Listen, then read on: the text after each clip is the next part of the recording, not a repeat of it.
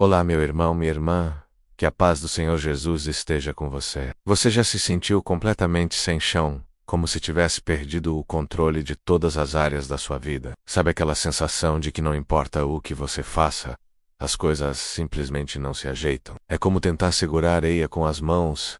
Quanto mais você aperta, mais ela escapa por entre os dedos. A gente se desespera, a ansiedade bate forte, e o medo do futuro começa a tomar conta do coração. A gente olha para o trabalho, para a família, para a saúde, e parece que uma tempestade se formou, e nós estamos no meio dela, sem um barco seguro. Se você está se sentindo assim hoje, saiba que esta mensagem é para você. Hoje nós vamos mergulhar na palavra de Deus para entender, de uma vez por todas, como podemos e devemos confiar no nosso Pai. Mesmo quando tudo ao nosso redor grita que não há mais esperança, vamos descobrir juntos que mesmo no caos, Deus continua no trono, com o controle absoluto de tudo em suas mãos. Fiquei comigo, porque a palavra que Deus tem para o seu coração hoje vai trazer paz para a sua alma e renovar a sua fé. Vamos começar entendendo uma verdade fundamental, uma verdade que é a rocha sobre a qual podemos construir a nossa confiança. Deus nunca, em momento algum, perde o controle. Muitas vezes, a nossa visão limitada nos faz pensar que, porque nós não estamos no controle, ninguém está, mas isso é um engano da nossa mente humana. A Bíblia é clara ao nos afirmar a soberania de Deus sobre todas as coisas. Lá no Salmo 103, versículo 19, a palavra diz: "O Senhor estabeleceu o seu trono nos céus, e o seu reino domina sobre tudo." Pense no que isso significa. O trono de Deus não está aqui na terra, sujeito às nossas crises, aos nossos governos instáveis, às nossas falhas. O trono dele está nos céus, inabalável, firme, eterno. E de lá, o seu reino, o seu domínio, alcança cada detalhe do universo, inclusive cada detalhe da sua vida. Nada escapa ao seu olhar, nenhuma lágrima que você derrama, nenhuma noite mal dormida, nenhuma preocupação que assalta seu coração passa despercebida por ele. Ele vê tudo, ele sabe de tudo, e mais importante, ele está no controle de tudo. Talvez você olhe para sua situação e pense: mas se Deus está no controle, por que ele permite que eu passe por isso? Essa é uma pergunta que ecoa no coração de muitos. A resposta está no fato de que os caminhos de Deus são mais altos que os nossos. O que para nós parece um caos sem sentido, para Deus é parte de um plano perfeito. Pense num mestre tecelão. Quando olhamos o tapete pelo avesso, vemos um emaranhado de fios coloridos, sem forma, sem beleza. Parece uma bagunça. Mas o tecelão, que vê o lado certo da tapeçaria, sabe exatamente o que está fazendo. Cada fio, cada cor, cada nó tem um propósito para formar a obra de arte final. Nós muitas vezes estamos vendo a vida pelo avesso. Vemos o nó da doença, o fio escuro da perda, a confusão do desemprego. Mas Deus está vendo a obra completa, o lindo desenho que Ele está formando, através de todas essas circunstâncias. Ele não perdeu o controle. Ele está trabalhando. O profeta Isaías nos lembra que os pensamentos de Deus não são os nossos pensamentos. A soberania de Deus não significa que não teremos problemas, mas significa que, em meio aos problemas, Ele tem um propósito maior que a nossa compreensão imediata. Confiar nessa verdade é o primeiro passo para encontrar paz na tempestade. Agora que entendemos que Deus é soberano, vamos olhar para exemplos práticos na Bíblia. Homens e mulheres como nós, que viveram situações de aparente descontrole, mas que viram a mão fiel de Deus transformar o caos em vitória. Pense na história de José, vendido como escravo pelos próprios irmãos, caluniado, jogado numa prisão, injustamente. Do ponto de vista humano, a vida de José era um fracasso total, uma sequência de desastres. Onde estava Deus em tudo isso? José poderia ter se enchido de amargura, de revolta, mas ele se agarrou à fé. Anos depois, quando ele se torna o governador do Egito e reencontra seus irmãos, ele diz algo poderoso: "Vós, na verdade, intentastes o mal contra mim, porém Deus o tornou em bem." José entendeu que, mesmo na maldade dos homens, Deus estava tecendo o seu plano de salvação para toda a sua família. O que parecia o fim era, na verdade, o caminho que Deus usou para cumprir sua promessa. E Jó, um homem íntegro que de repente perde tudo: seus filhos, seus bens, sua saúde. Seus amigos o acusavam, sua esposa o mandou amaldiçoar a Deus. Tudo, absolutamente tudo, deu errado. Jó questionou.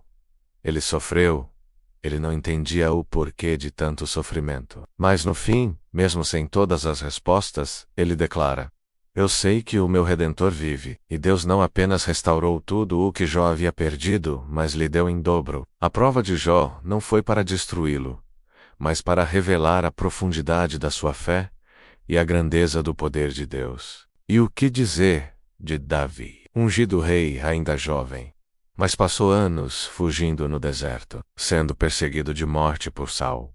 Quantas vezes Davi deve ter se sentido sozinho, abandonado, se perguntando se a promessa de Deus iria mesmo se cumprir. Mas é no meio dessas dificuldades que ele escreve alguns dos salmos mais lindos, declarando sua confiança inabalável no Senhor. O Salmo 33, versículo 11 diz: Mas os planos do Senhor permanecem para sempre, os propósitos do seu coração, por todas as gerações. José, Jó e Davi nos ensinam que o tempo de Deus não é o nosso tempo. A dor e a espera podem ser longas, mas o plano de Deus é perfeito, e a sua fidelidade nunca falha. Eles não viram o final da história no meio do processo, mas eles escolheram confiar. E a vitória que Deus escreveu no final da história deles foi muito maior do que qualquer um poderia imaginar. A sua história também está sendo escrita por Deus. Não desista no meio do capítulo difícil. Certo, entendemos que Deus é soberano e vimos exemplos de fé. Mas na prática, no dia a dia, como a gente faz para confiar quando o coração está apertado e a mente cheia de dúvidas? A Bíblia nos dá um guia prático. A primeira atitude é: ore. A oração é a nossa linha direta com o Pai. Não é sobre usar palavras bonitas ou fazer longos discursos, é sobre abrir o coração. Fale para Deus exatamente como você se sente. Diga: Pai, eu tô com medo, Senhor, eu não sei o que fazer, Deus, eu não aguento mais. A oração nos conecta com aquele que tem o poder para mudar a situação e, mais importante, para mudar o nosso coração enquanto esperamos.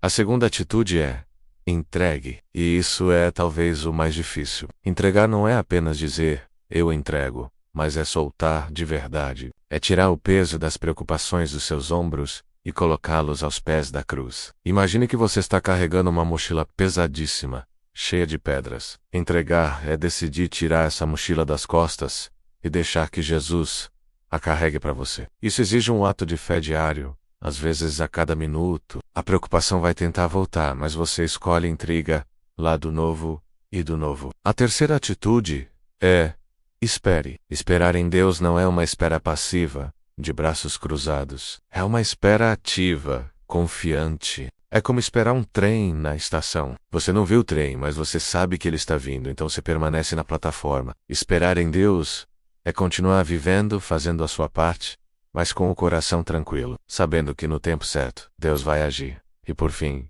a quarta atitude: continue fiel. Continue indo à igreja, continue lendo a Bíblia, continue servindo, mesmo sem vontade, mesmo com o coração doendo. A nossa fidelidade nas pequenas coisas, mesmo em meio à dor, é uma declaração poderosa de que a nossa fé não se baseia nas circunstâncias, mas no caráter imutável de Deus. Provérbios 3:5 nos dá o resumo perfeito. Confia no Senhor de todo o teu coração, e não te estribes no teu próprio entendimento. Reconhece-o em todos os teus caminhos, e ele endireitará as tuas veredas. Entregue tudo a ele, e ele cuidará do caminho. Agora eu quero te convidar a fazer isso na prática. Onde quer que você esteja, se puder, feche os seus olhos. Se não puder, apenas concentre o seu coração em Deus. Vamos juntos entregar a Ele tudo aquilo que tem pesado sobre nós.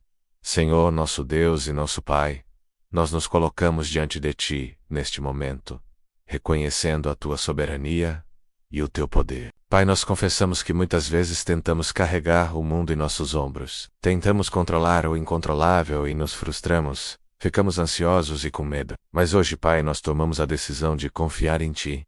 Eu quero orar por cada pessoa que está ouvindo esta mensagem. Senhor, Tu conheces cada coração, cada luta, cada lágrima. Neste momento, nós queremos Te entregar as nossas preocupações. Aquela situação no trabalho, a incerteza financeira, o medo do desemprego. Nós colocamos isso em Tuas mãos, Pai.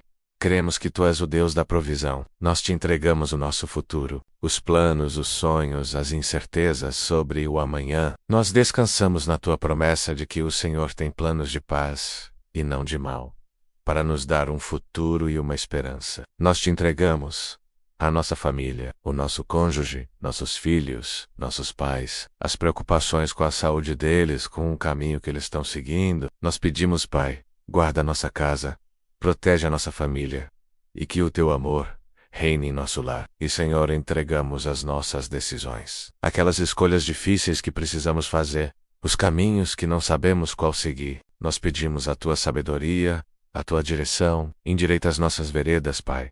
Nos ensina a ouvir a tua voz e a obedecer. Pai, nós soltamos o controle. Nós descansamos em teus braços de amor. Fortalece a nossa fé, para que mesmo quando a tempestade rugir, o nosso coração permaneça em paz, firmado na rocha que é Cristo. Nós te agradecemos porque podemos confiar em ti. Em nome de Jesus nós oramos. Amém. Que essa oração e essa palavra possam ter trazido paz ao seu coração. Lembre-se sempre, mesmo que você não veja, Deus está trabalhando. Ele está no controle. Se esta mensagem falou com você, eu peço que você curta este vídeo, para que ele possa chegar a mais pessoas que precisam ouvir sobre a fidelidade de Deus. Se inscreva também no nosso canal para continuar recebendo palavras de fé e esperança. E faça mais. Envie este vídeo para alguém que você ama, alguém que talvez esteja passando por um momento difícil e precise se lembrar de que Deus não o abandonou. E para selar essa verdade no seu coração, escreva Amém aqui nos comentários. Que Deus te abençoe poderosamente. Fique na paz e até a próxima.